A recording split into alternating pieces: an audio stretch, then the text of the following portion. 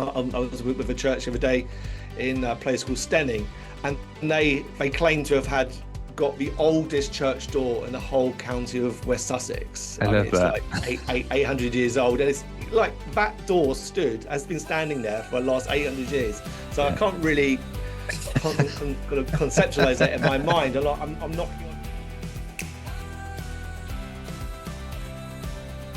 Well, hello and welcome to the Church Office Podcast. My name is Gavin Smith, and it's a joy today to welcome you to our Admin and Ops podcast. We love talking about the work of ministry behind the scenes, and we get leaders, we get pastors, vicars, we get admin and ops staff listening to the podcast. And so thank you so much for tuning in. And our special guest today is Andrew Clark. Andrew, welcome to the podcast, my friend. Gavin, it's great to be with you today. Thank you for having me. It's really exciting, and we're talking about kind of fundraising, and Andrew's just doing a stunning job in that whole area, and wanted to really introduce him to all of you and to hear about his work. So before we get into our topic, let me just say a huge thank you to our sponsors of the podcast, Church Suite, and thank you to Gavin and the team at Church Suite who work so hard in delivering what is a brilliant product, to help integrate new people, to run your events, your youth ministry, your check-in, the small groups, managing volunteers. I mean, you can receive donations through it. There is so much. If you're looking for a piece of software to manage your church well, to think about how you can save time and get others involved, then this is a brilliant piece of software. We use it at our church. It's used with churches, thousands of churches up and down the country. And if it's the first time you're hearing about Church Suite, then go and check them out at churchsuite.com. Andrew, it's great to have you on. And Catherine was doing some research on you, and you are involved in so many different aspects of work. I don't know where to start, but tell us a little bit about yourself and your family and the local church that you go to. Tell us about that. Great. Yeah, be delighted to. And hello to everyone listening. So I'm Andrew Clark, born and raised in West Sussex on the south coast. And I've been going to church, unfortunately, well over 40 years now. I kind of grew up in a church-going family, but kind of made my own kind of personal commitment around the age of 10. So I've been a Christian for well over 30 years now, and did a bit of traveling as a young man, did a university degree in Wales, but then kind of settled back in West Sussex and rooted now in a church in Chichester with my wife and two amazing children. I love that. I love that. What degree did you do in Wales? I'm interested because we're based in Wales. Yeah, I did my degree in Newport in South Wales. No way. That's where the church that we're in, Christchurch in Newport. So, mate, that's amazing. Were you at Killeen campus or were you somewhere else? Yeah, I was. I lived in St Julian's, but the first year lived in Killeen, and then 3 years. I studied in Killeen throughout, but yeah, kind of lived in St Julian's area for about 3 years. So I know Newport well, I think. Oh, mate. Well, I didn't even realize we had such a link that you came here for uni. That's amazing. Yeah, Newport's not one of those, great towns or cities that you hear people talk about, but we love it and love serving the church here. So, mate, one of the things that I first came across you with was the church grant stuff that you're doing, and and that's a big piece of work as we talk about kind of operations and operations managers who are managing buildings, facilities, and updating them, and all the different work that we do behind the scenes, finding funding for ministry. Church grants is a really helpful place to go, isn't it? Can you fill us in a little bit about your kind of involvement and what that's about? Absolutely. So I kind of fell into fundraising purely by accident, roughly about 2 decades ago. I did some work with local authority and universities and the NHS, but always had kind of my own heart to do my own thing. And so I launched my own company now kind of over 8 years ago. And then I met a chap called Matthew based in Birmingham. And Matthew goes through a kind of a higher Anglo-Catholic tradition of a church. And I'm kind of from a free evangelical kind of background. So we kind of span both spectrums of the church family. And we were both fundraisers, and we found we had like a wealth of just experience and knowledge about the funding sector and and the church sector specifically, because we've both been dabbling in this area for a little while. And we thought this must be of value and of resource to the wider church Yeah. family. So Matthew launched Church Grants many, many years ago now, just based on his lists of funders. And I brought in a bit more of a business development side and how to develop the products that we were offering. But essentially, it's a database of funding and funders who specifically say they support churches or Christian charities. Do you know, Gavin, how many trusts and foundations there are in the UK which give out money each year? I wouldn't even be able to guess. It must be in the thousands, is it? It's about 8,000 trusts and foundations, Wow. but some are going to be really small, small and bespoke. You know, the restoration of old boats Yeah. or the protection of farming land, etc., etc. Okay. So a lot of them are going to be wildly irrelevant to the work of a church. So we've done loads of research. And we think we found the best and most aligned funders for churches and Christian Yeah. charities. And we Yeah. list nearly kind of 500 funders which support England, Welsh, Scottish, and Northern Irish churches and charities. Yeah, that's brilliant. And I just looking at the website, we've registered, and I think there's a small cost, isn't there, of around sort of £50 for an annual membership, and that gives you the ability to access these funds that you've mentioned, and then you can sort of take the initiative to go on and apply for money through that kind of through the contacts that you're providing. I mean, it's a staggering amount. I don't know how you track this, but as people have gone through your site, found funders, being able to access money, there's something like almost £400 million has been raised, Yeah, through the connection with you and, your research and the work that you've done in pulling it together in one place. Mate, that is absolutely yeah. staggering. You must be thrilled when you look at that and see that.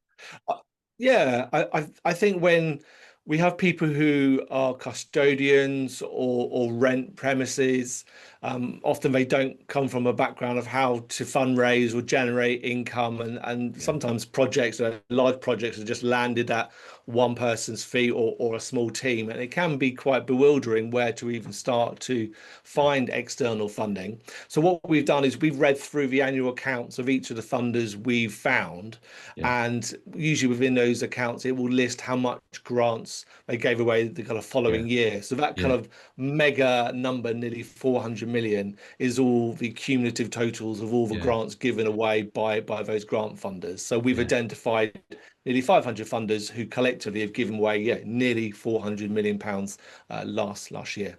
Which is remarkable, isn't it? It is remarkable, and what a blessing if you're a church who's, looking for funding for staff, looking for funding for buildings. I know you've got loads on there for building projects and for help Yeah. in that kind of maintenance and side of things.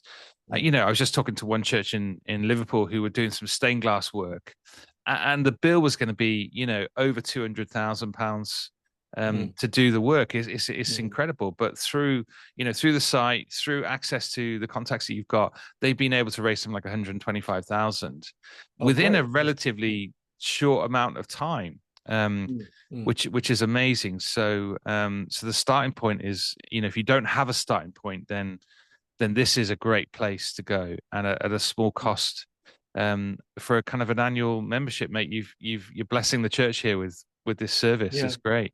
Yeah, there is a kind of a small fee per annum, but we do have a research team behind us who are checking every entry at least kind of twice a year. So there is a workforce behind keeping the data up Yeah, to date. And of course, we want to and need to kind of pay those people. So there is a charge to maintain the site and keep it up to date and relevant. We also run a lot of training as well, kind of yeah, online webinars.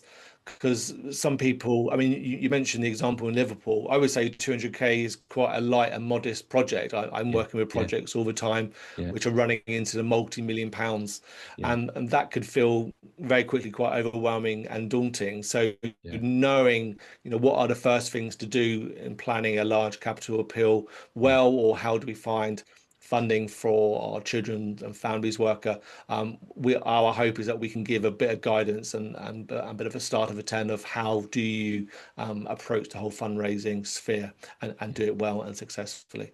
Yeah, that's great.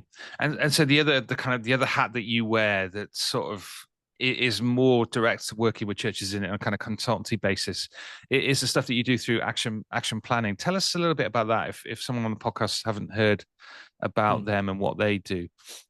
Yeah. So action planning is one consultancy I work for. There's another one called Wood and George Limited. So these are both national consultancies who work with all sorts of churches and charities across the country, and they've got a bank of associates of which I'm one of. We cover pretty much everything, I think, from marketing and communications and strategy, but a lot of fundraising and income generation support. Yeah. So Yeah. often I'm the kind of go-to person regarding church capital appeals or any kind of fundraising work with churches. So those are two great consultancies which I've been working for many, many years, as Yeah. well as we take direct commissions through the Church Grants site as well. So if any Yeah. church wants to chat about their project, then drop us a line and we'll be happy to chat with them pro bono, no problem at all. Yeah, that sounds fantastic. Yeah, great. So reach out to Andrew, and I'll put his kind of contact details in the show notes when we publish this. And we've invited you along to something that I'm involved in called UCAN and UK Church Administrators Network, and we've got a conference happening in the summer, and Yes. you're going to come and deliver a seminar basically for those people particularly. If you're thinking about, someone listening today, they can go to the Church Grants site, start to kind of get an idea of what funds are out there, what funding could be Mm, available. What advice do you have for churches who, I'm coming across lots of churches who are running a deficit, who are looking at kind of how do we fund staff or programs? There's a growing need for that. And with costs mm, of utilities and building related stuff and maintenance growing, there are pressure points happening for mm, churches. And I guess for an ops manager or a church manager, it kind of falls on their lap to go, right, what mm, can we do? Um, what would be some of your mm. advice that you could offer? Yeah, I think the first bit of advice is yes, you can get money externally for bits and pieces and specific projects. If you got a renovation project for your kitchen, for example, Mm, that could be potentially fundable from external sources. If you could demonstrate a good community angle and impact, who uses the yeah, site beyond sacred and church ministries, other groups locally who could use for the kind of site or premises. What's the compelling reason? There's a great guy called Simon Sinek who talks about the power of the why and starting with the yeah, why question. Because I think yeah, as churches, we quickly jump to, oh, what do we need? Oh, we need a new kitchen or we need to have staff. But yeah, kind of just unraveling that a little bit and starting with why do you need that kitchen? Why do you yeah, need that staff member? yeah. Mm, That instantly is a compelling narrative and story to present externally. I'm also surprised working with a large spectrum of churches how little money and giving is spoken about in some yeah, denominations and some churches. I think, I mean, after the kingdom of heaven, money was the second most popular thing that Jesus spoke about, yeah, and yeah, money and possessions. So I think I would encourage churches to create a culture of giving, obviously giving within our means and how God is leading us to kind of give on a personal, on a family basis. But in terms of that ongoing core revenue demand, that probably surely has to be met by those who are gathering each week and month. And encouraging a culture-based giving to meet those ongoing costs, but also identifying the options and the art of the possible to get yeah, external funding for bits and pieces and specific other social projects or capital needs. I often think churches don't even consider grants, but they yeah. are a good option. Yeah, I think that's great, isn't it? I think it's really good advice, isn't it? Because we do have a culture where we don't tend to talk about giving as much, or we're almost embarrassed to talk about it a little bit. And often because part of it, as you engage with Yeah. leaders, they're the ones who are being paid by the church. And there's this awkwardness, isn't there, to talk about it and to raise money and those feelings, those things that come through across our heads and minds as we talk, or don't talk about it. Um, it's really interesting. We did a podcast with Stewardship not so long ago, and just talking about the work that they're doing, and this kind of generosity report that they do, and the gap that there Mm, is in giving from, you know, what might potentially be, you know, say a 10% of earnings to what the church is receiving. You know, Mm, there's something like a 3 or 4 billion pound gap. Um, mm, mm. and so you're not just suggesting you going outward to get funds. You're talking about how do you change the culture internally as well as do the work outside. And I think that's really, really helpful. Um, Mm. yeah, good stuff, mate. Yeah, Yeah. this is really good. In terms of if someone was to hire you on a kind of consultancy basis, um, you know, is there funding for churches to buy some of your time, or to be able to bring on a funding consultant? Is that even a thing? It's like funding for a funding, you know? Any Yeah, thoughts on it's a that? bit of a yes, there are some thoughts. I mean, my advice for the general church, if we're working with a capital project, anything above £250,000, I Mm, would definitely be advocating completing what we call a fundraising feasibility study, because yeah, the temptation is just to start fundraising. And often churches raise a bit, but we don't reach their target, or they're really passionate, but we don't have any strategy and they've not yeah, analysed different income markets. So yeah, definitely think over £250,000, just pausing and doing a fundraising feasibility study. And we do them, and there's a bit of a cost to that. I've known local funders, particularly, and even kind of councils, they like to fund strategic work up front to yeah, really give the fundraising yeah, project a firm base. yeah, But other than that, yeah, we're one of the costs, unfortunately, which churches just have to kind of find, a bit like their kind of preliminary reports or quantity surveying reports or working with an architect. We can lump our fees within, the big long line of professional fees and try yeah, and recruit yeah, some of it back from funders. yeah, That's definitely a possibility. Often people ask, "Oh, do we work on a commission basis or kind of a percentage of the wins?" Is that isn't liked within the kind of sector. And yeah. I mean, imagine if you were a major donor or whether you were a grant funder who gave, Mm, £10,000 grant or £50,000 grant, and then to find out a large chunk of that would be going straight to a consultant.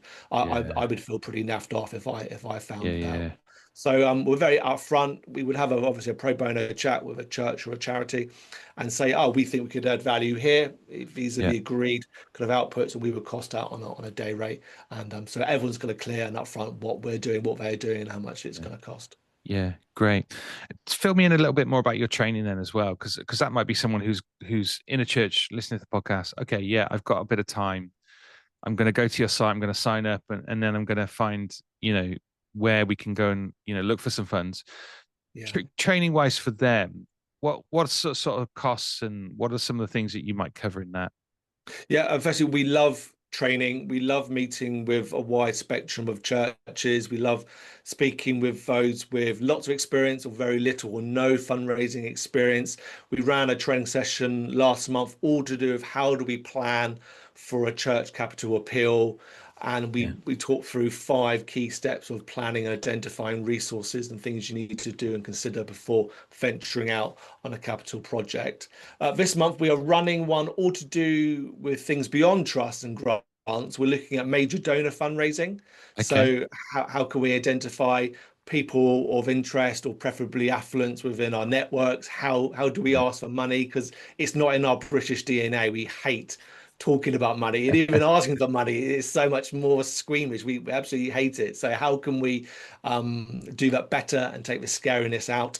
Lottery funding can be a dividing subject among churches. Some are pro and some are against. So we're going to chat through the ethics, the moral dilemma of do we approach for lottery for funding? And mm, there's some major funds there called Reaching Communities, and particularly the Heritage yeah, Fund for our older churches. And yeah. the third thing we're going to quickly run through is something called Community Infrastructure Levy funding. Have you ever heard of that, No, CIL? no. It's an amazing government fund. It used to be called Section 106, and some areas do still run a Section 106 and a CIL fund. So how can we get grants from our local authority? So we're running a session next month. We'll talk about it for about 45 minutes, an hour, and then just allow a loads of times for kind of Q&A. We Yeah, usually get about 100 churches come along. great. And again, just to kind of cover our time and prep, that's £9.99 for like an hour and a half's worth of training. Yeah. That's really good value for money, isn't it? Hopefully. And yeah, for your heart to serve churches in this way is wonderful, and I think that's why we particularly want to get you on a podcast. You know, you're doing a fantastic job here, and really, really making a difference. I'm just picturing, where 400 million pounds has been spent, in Yeah. terms of buildings and projects and staff, and Yeah. what kind of kingdom impact that could have. Yeah. um, which is wonderful. I think people do, like you say, do struggle with asking for money. We do struggle not having much experience in these things, and so having somebody that we can go to and ask for some help, get some training, Mm. mate, sounds fantastic. Um, Anything else that you've got coming up, or anything else that could be useful to kind of signpost people to? I mean, just to flag up some really great funders, I'm doing loads of work with a grant giving body called the Benefact Trust. Yeah. They're one of the largest grant givers to Christian churches in the country, and we're increasingly doing some more work with them of how they can talk better to the churches and understand their needs a little bit more, and just understanding the application routes and how they can do that better. Because I think it can be overwhelming, getting this large, massive online form to get a grant. They obviously want to give money away and make it as easy as possible. So I'm doing lots of work with them and lots of kind of podcasting Yeah. and training as well. So do check out the Benefact Trust. Yeah. I'm going to this amazing conference with you guys in the summer. Yeah. I'm also writing, as a bit of a side project, a book about fascinating church doors from around the world. Okay. So, if Okay. any churches are listening and have got an interesting church door and a story behind that door for whatever reason, then I'd love to speak to you or have some sort of email exchange, because Yeah. I'm Yeah. Yeah. writing this book, and it's going well. I'm identifying some interesting churches and doors, and writing about them in my spare time. Okay. Now that is interesting. Tell me more about this then. How is church doors and stories? Give me one that you've had so far then. Well, I think the church door is an often an underlooked and underappreciated bit of art. Usually, I Yeah. mean, these amazing doors, which are probably more aligned to our Catholic and Anglican friends who've got older churches and older doors. I was with a church the other day in a place called Stenning, and they claim to have got the oldest church door in the whole county of West Sussex. I I mean, love it's that. like 800 years old, and it's like that door has been standing there for the last 800 years. So I Yeah. can't really kind of conceptualize that in my mind. I'm knocking on it. I'm like, is it hollow? How thick is it? Just to kind of hold it and touch it, and just how many people have passed over that threshold and through that door, kind of worshiping God in this Yeah. church, and how many people have knocked on that door. I find that kind of really interesting. And there's a door in the West Country, of a church. They've embedded literally either side are two trees kind of embedded within the mesh of the church. And Right. apparently it's inspired Tolkien to write Lord of the Right. Rings, the kind of Yeah. Hobbit Yeah. Yeah. Yeah. Yeah. kind of buildings. So I'm interested in those kind of quirky, interesting stories behind the church doors, which I love to look at, and I think they're works of art. Okay. Well, let's get behind this, guys. If you've got a church door with some history, Please get uh, in touch. yeah, please do get in touch. Andrew, what's the best contact details for you? You could drop us an email at info@churchgrants.co.uk. Great. That's the best place to go. If you've got any questions for us, or we can help link you to Andrew, it's questions@thechurchoffice.co.uk. We'd love to kind of link you up to that, mate. It's that sounds like a fascinating little project on the side. I love those kind of things. Those are the little yeah. I often have some reading projects and things like that I do in the summer, and just slightly outside the normal box. Yeah. And some friends of mine are kind of visiting and working through visiting sort of almost every cathedral that they can over Wow. the next 12 months, and I love seeing their plans of how they're doing that, which is great. And I was in Rochester a couple of weeks ago doing a church review, and Mm. they've got a fantastic cathedral there, and Mhm. Mm. I don't mind tasting a bit of cake as well in one of the coffee shops, that kind Right. of stuff. um Mate, it's been great to have you on. let's get in contact with Andrew, and the support that's available through the website. Let me encourage you to go and download and get involved in signing up for their database on grants. The Benefact Trust, we've had some money for our church through that, and they've just been brilliant.